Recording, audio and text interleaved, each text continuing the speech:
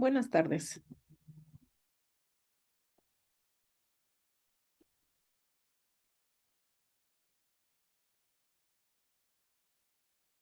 Mi nombre es Sofía Ortega Castillo y les voy a hablar de las ecuaciones de Cauchy-Riemann en dimensión infinita.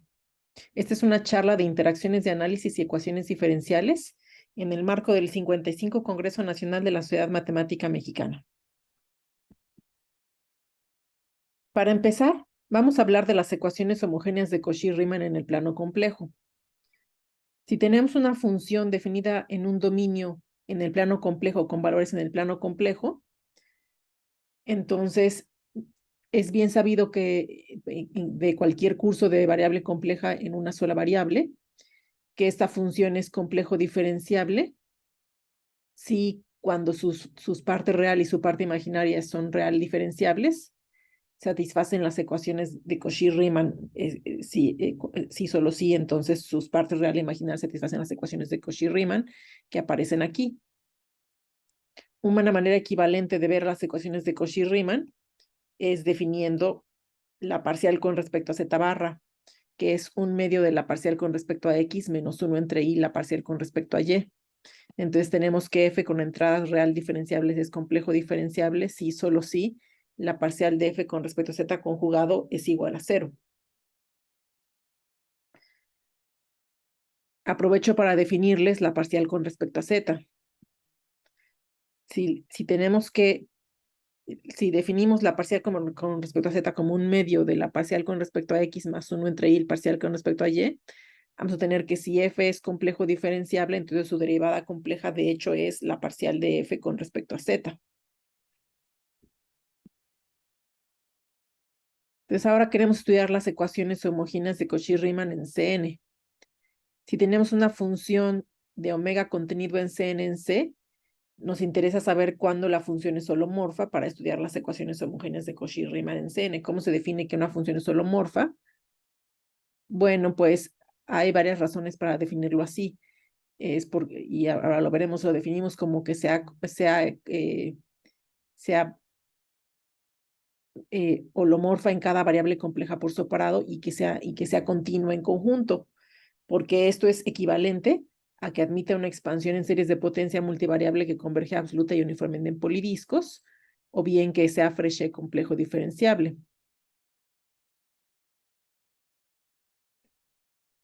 Entonces resulta también que hay un resultado de Hartogs, que se llama el teorema de Hartogs de holomorfía, que dice que una función de omega contenido en C, cuyas entradas son reales diferenciables, es holomorfa, si solo si la parcial de f con respecto a cada una de las z j barras es 0 para j igual a 1 hasta n. O sea, de hecho, una función es holomorfa, una función en n variables complejas es holomorfa, si solo si es holomorfa en cada una de sus variables complejas.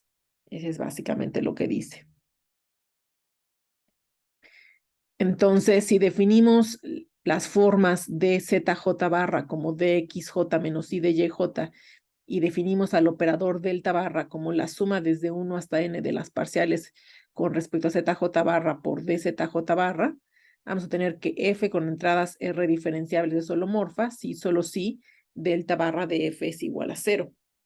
Entonces recuperamos las ecuaciones homogéneas de Cauchy-Riemann en Cn. Es decir, una función es holomorfa si solo si el operador delta barra se anula en la función. Entonces ahora queremos estudiar las ecuaciones inhomogéneas de Cauchy-Riemann en Cn. ¿Qué es lo que dice este problema? Dada una forma omega, digamos la suma de los g sub j de zj barra con g sub j en c infinito de omega, será posible hallar una función en c infinito de omega tal que delta barra de f es igual a omega. Eso es lo que queremos garantizar. Entonces, primero déjenme introducirles algo sobre un poco de formas. Entonces, si tenemos una forma de tipo PQ sobre omega, digamos la suma sobre los módulos de I igual a P, módulo de J igual a Q, de los HIJ de ZI cuña de Z barra J, donde IJ son multiíndices de longitudes P y Q, y los DZI es la cuña de los DZI1 hasta DZIP, mientras dz barra j es la cuña de los dzj1 barra hasta dzjq barra.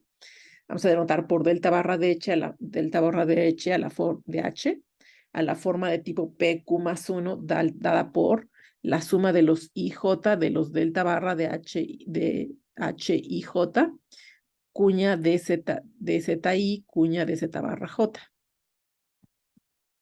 Entonces, si existiera una función f tal que delta barra de f fuera igual a omega, tendríamos que 0 sería igual a delta barra cuadrada de f igual a delta barra de w. O sea, 0 igual a delta barra de w, que eso se traduce en que w satisface las condiciones de compatibilidad, que es parcial de gj con respecto a zk conjugado igual a la parcial de gk con respecto a zj conjugado para j y k desde 1 hasta n. Bueno, pues resulta que las ecuaciones inhomogéneas de Cauchy-Riemann bajo condiciones de compatibilidad son solubles en dominios de holomorfía. Entonces ahora me voy a enfocar en platicarles sobre dominios de holomorfía. ¿Qué son los dominios de holomorfía? Ejemplos de dominios de holomorfía, contraejemplos de dominios de holomorfía. Entonces, primero, un dominio de holomorfía, pues es un dominio tal que cada uno de sus puntos fronterizos es una singularidad para una función holomorfa sobre omega. Eso significa que para cada punto en la frontera del dominio, omega, no existe una vecindad conexa V de P que no está contenida en el dominio omega, ni un abierto U diferente del vacío contenido en el dominio omega intersectado con la vecindad conexa, tales que para toda función holomorfa en omega exista una función holomorfa en V, de tal suerte que f igual a f tilde en la bueno, en el dominio U contenido en omega intersectado con V. Entonces se vería algo así. Aquí tenemos nuestro punto P, nuestra vecindad V del punto P fronterizo, y no existe el dominio U contenido en omega intersectado con B, de tal suerte que toda función holomorfa en omega admite una función holomorfa en ahora V, el que está delimitado por la parte verde, tales que f igual f tilde en U, la parte delimitada por lo rojo. Bueno, ok, entonces, bueno, resulta que en C todo dominio es de holomorfía. ¿Por qué? Porque podemos siempre separar por la función 1 entre z menos z0. Todo punto fronterizo lo podemos separar podemos encontrar considerar la función 1 entre z menos z0. Para z0 un punto fronterizo de un dominio, la función 1 entre z menos z0 resulta que separa. O sea, no se puede, ahí se tiene una singularidad para esa función holomorfa. Z0 es una singularidad para la función holomorfa 1 entre z0 sobre el dominio omega. Pero ya en C2 hay un dominio que no es de holomorfía, que es el dominio de Hartogs. Entonces, un dominio de Hartogs va a ser una vecindad de esto. El conjunto de los z omega en C2 tales que z igual a 0 y el módulo de W menor o igual que 1. Aquí tenemos dibujado módulo de z contra módulo de W. Entonces, módulo de z igual a 0 y módulo de W menor o igual que 1. Y aquí módulo de z menor o igual que 1 y módulo de W igual a 1. Aquí, por aquí está dibujado. Entonces, una vecindad pues se ve como algo así, como algo como un dominio gamma 0 que tiene esta forma. Bueno, puede ser más pequeñito, pero con esta forma más o menos. Entonces, ¿por qué para el dominio de Hartogs sí podemos tener siempre una extensión? Resulta que es más aún, no solamente no es un dominio de holomorfía, sino que de hecho toda función holomorfa admite holomorfa sobre el dominio de Hartogs, admite una extensión holomorfa a el bidisco. Y la razón es porque podemos extender por medio de la fórmula integral de Cauchy en cada una, en una de las variables. Digamos, queremos extender por aquí, entonces extendemos en la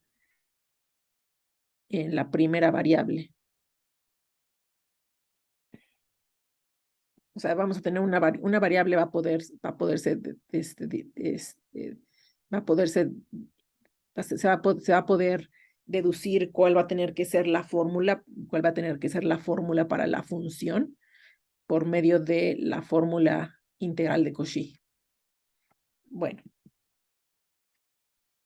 ejemplos de dominios de holomorfía en CN. Están los dominios convexos por el teorema de Hahn-Banach, porque ahora el teorema de Hahn-Banach permite separar un punto fronterizo de un dominio convexo de un punto interior por medio de una función lineal, complejo lineal. Y esa función complejo lineal la podemos considerar como, digamos, L de Z es, digamos, menor que L de Z0. Entonces puedo considerarme la función 1 entre L de Z menos L de Z0. Y esa función no se va a anular en el dominio convexo. También podemos considerar dominios de convergencias de series de potencias multivariables, y esos van a ser dominios de holomorfía por el teorema de Cartan-Tullen. ¿Qué es un dominio de convergencia? Bueno, un dominio de convergencia de series de potencias multivariables es el interior de los puntos donde converge una serie de potencias multivariables. Por ejemplo, el dominio de convergencia de la suma desde 0 hasta infinito de Z1 por Z2 a la n, pues va a ser el conjunto de puntos Z1, Z2 en C2, donde el módulo Z2 menor que 1 entre el módulo Z1. Esto porque necesitamos, si reemplazamos Z1, Z2 por la variable Z, entonces eso se convierte en el conjunto de puntos donde la suma de los Z a la n es convergente, el interior de puntos donde suma de Z a la n es convergente. Y eso es precisamente donde el módulo de Z menor que 1, que se convierten en donde el módulo Z2 por módulo Z1 menor que 1. Y se ve así, se le puede dibujar algo así, donde R1 es el módulo Z1, R2 es el módulo Z2. Entonces, en particular, vemos que este es un dominio que no es convexo. Entonces, nos preguntamos los dominios de holomorfía, ¿qué geometría tienen? Y bueno, entonces eso es lo que vamos a estudiar ahora un poco, vamos a platicar un poco sobre eso. Queremos entender localmente a los dominios de holomorfía. La frontera digamos que nos restringimos a la condición de que la frontera del dominio es C2 diferenciable. Entonces, ¿qué va a querer decir eso? Va a querer decir que un dominio acotado en R2N tiene fronteras C2 diferenciables, existen V vecindad de la frontera de U y R en C2 de V, tales que U intersectado con V es el conjunto de puntos donde la función es menor que 0 y el gradiente es diferente de 0 para todo punto fronterizo. En tal caso, a R se le llama una función que define la frontera de U. Y vamos a tener que cerca de la frontera de U, el interior de U está dado por un conjunto de subnivel de R.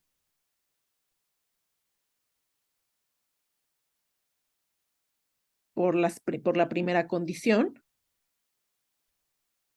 Y localmente la frontera es una subvariedad cerrada real C2 de U de dimensión 2n-1 por la segunda condición y el teorema de la función implícita.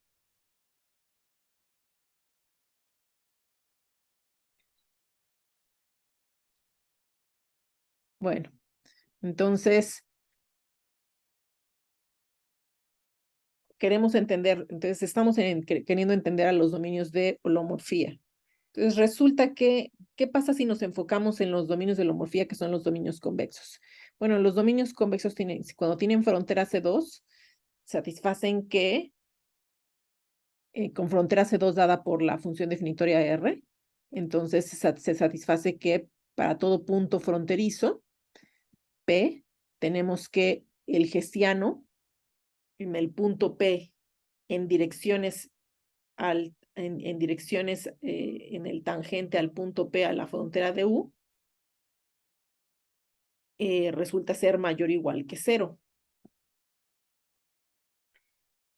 Y al revés, si un punto en la frontera de U satisface que el hessiano en el punto P para todas las direcciones en el tangente a P, a la frontera de U, todas las direcciones diferentes de 0, es positivo, entonces existe una vecindad B de P tal que U intersectado con V es convexo. Entonces, cuando uno sucede, la ecuación 1 sucede, a U se le llama estrictamente convexo en P en la frontera de U. Entonces, esto motiva entender, de hecho, a los dominios pseudoconvexos y los dominios estrictamente pseudoconvexos. Y más aún, cuando Levi estudió a los dominios pseudoconvexos, se dio cuenta de lo siguiente. Se dio cuenta entre 1910 y 1911 que todo dominio de holomorfía U con frontera diferenciable C2 es Levi pseudoconvexo. Es decir, para todo punto en la frontera de U, todo punto P en la frontera de U, el hessiano complejo es mayor o igual que 0 en direcciones en el tangente complejo a la frontera de U en el punto P,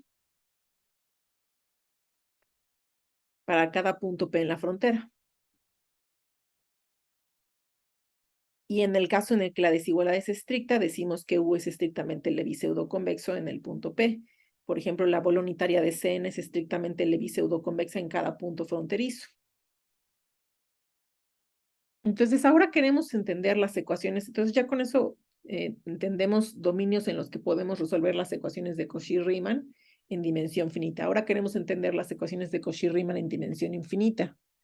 Tenemos entonces que plantear esas ecuaciones primero. Entonces, tenemos un espacio de Banach complejo. Las ecuaciones inhomogéneas de Cauchy-Riemann se plantean como siguen.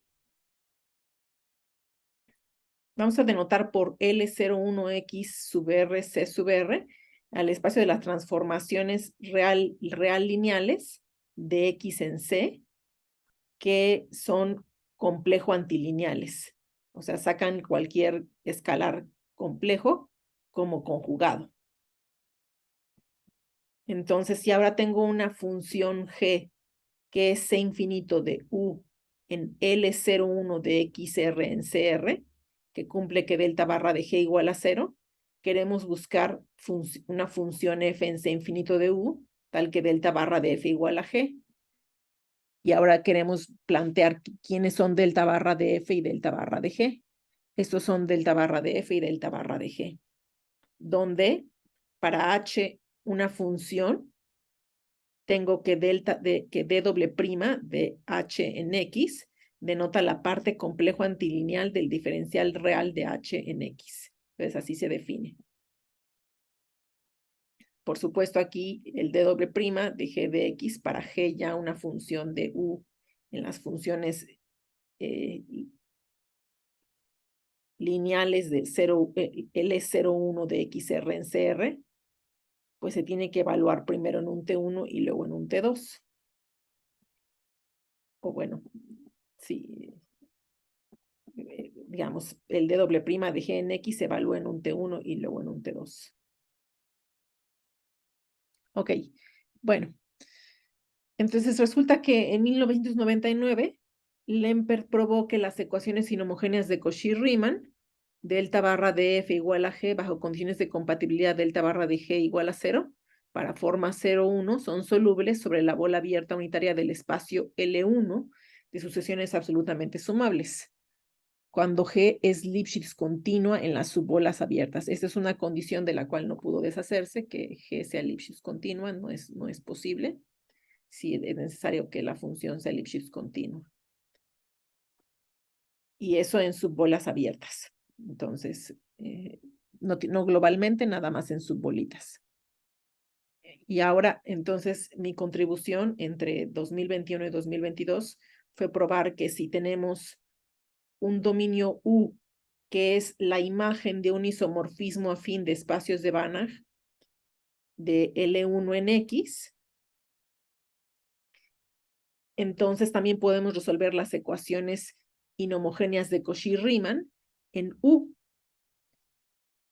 bajo condiciones C infinito, condiciones de compatibilidad y G Lipschitz continua sobre los subdominios de U que están a distancia positiva de la frontera. Eso significa que sobre A más R por U menos A con R entre 0 y 1. Entonces se puede resolver.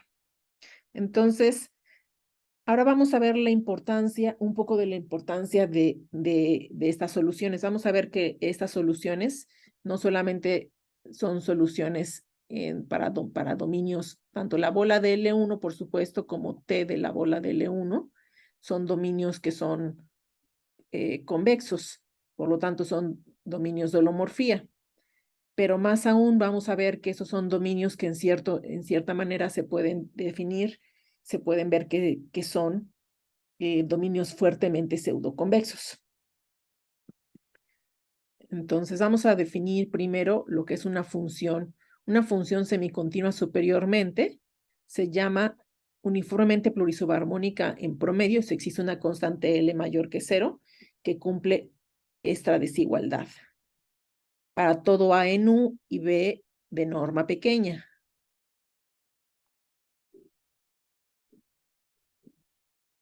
Y ahora, si L es mayor o igual que 1 y U en un espacio de Banach X es un dominio acotado que admite una función definitoria CL de la frontera de U, que es uniformemente plurisubarmónica en promedio, vamos a decir que U es L uniformemente pseudoconvexo. Entonces, esto va a ser importante. En adelante vamos a ver ejemplos de uniformemente pseudoconvexos. Los dominios con fronteras C2 son estrictamente pseudoconvexos y solo sí son dos uniformemente pseudoconvexos. Eso es algo que pruebo en mi artículo.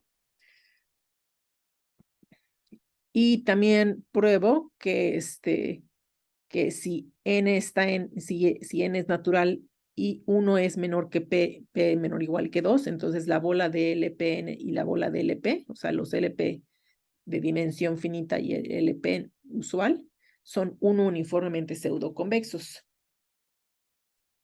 Entonces, y resulta que eso tiene que ver con la definición de ser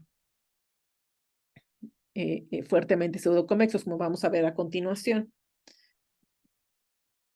Bueno, eso se ve como los dibujos, un dibujo de un uniformemente pseudoconvexo.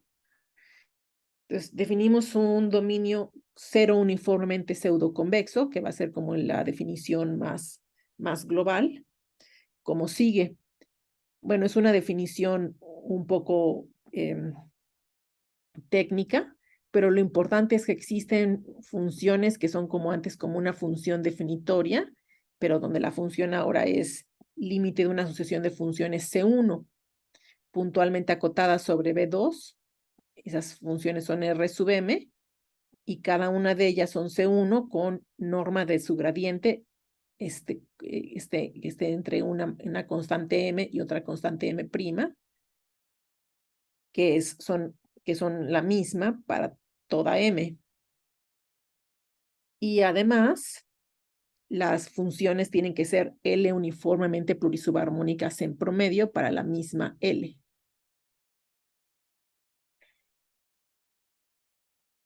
Entonces resulta que un dominio acotado en un espacio de Banach es fuertemente pseudoconvexo si U intersectado con M es cero uniformemente pseudoconvexo para cada subespacio M de X de dimensión finita.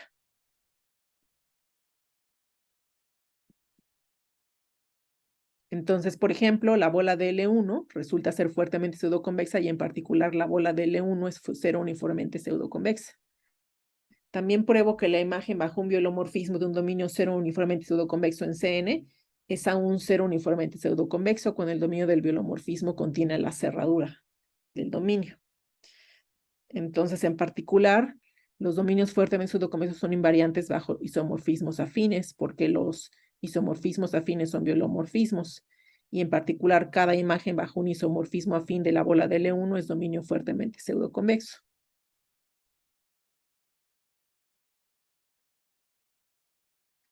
por último, les cuento un resultado global, el cual es mucho pedir, pero puede ser útil, sobre soluciones a las ecuaciones de Cauchy-Riemann. Si U es la imagen bajo un biolomorfismo acotado de la bola de L1, entonces podemos resolver las ecuaciones de Cauchy-Riemann inhomogéneas sobre U bajo condiciones de compatibilidad. Entonces, para una forma 0,1 c infinito, bajo condiciones de compatibilidad y condiciones Lipschitz continuas sobre todo el dominio U. Y finalmente, si U es la imagen bajo un biolomorfismo acotado para phi de V contenido en L1 en W contenido en X, donde omega, que es el dominio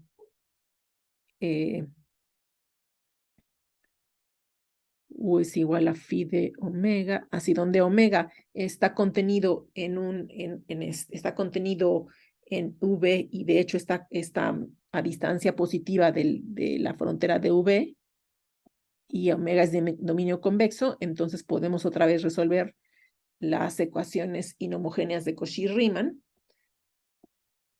para formas 0,1 de clase C infinito, que satisfacen condiciones de compatibilidad y que son Lipschitz continuas sobre todo el dominio. Entonces, por último, algo de bibliografía. Y muchas gracias por su atención.